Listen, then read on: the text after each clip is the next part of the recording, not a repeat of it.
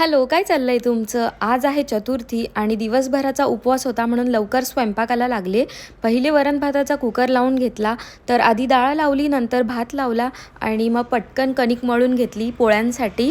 आणि आज मला मोदक पण बनवायचे होते, म्हणजे दर चतुर्थीला मी मोदक बनवत असते, तर त्याचीही कणिक मळून घेतली मैद्याची.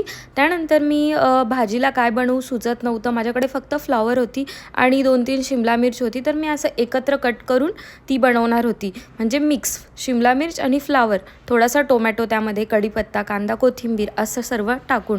तर पहिले साधी फोडणी दिली, म्हणजे मोहरी आणि जिरं, हिंग याची फोडणी दिली. त्यामध्ये फ्लावर टाकली.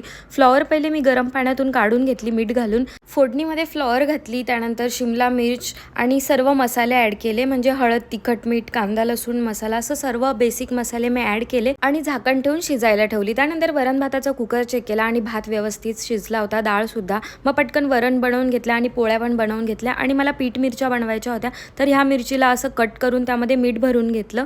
त्यानंतर बेसन पिठामध्ये कृतीमध्ये दिल्याप्रमाणे सर्व इन्ग्रेडियंट्स ॲड केले. सर्व मिरच्या भरून घेतल्या आणि तव्यावर तेल गरम करून ठेवून दिल्या. त्यानंतर मोदक बनवायला घेतले. मोदक बनवून झाले, ते तळून घेतले. दिव्यांनी ओवाळून गणपती बाप्पाची आरती म्हटली आणि नैवेद्य देऊन मनापासून प्रार्थना केली. त्यानंतर मग उपवास सोडला जेवण करून. तर असेच माझे डेली व्लॉग पाहण्यासाठी मला नक्की फॉलो करा. Okay, bye bye.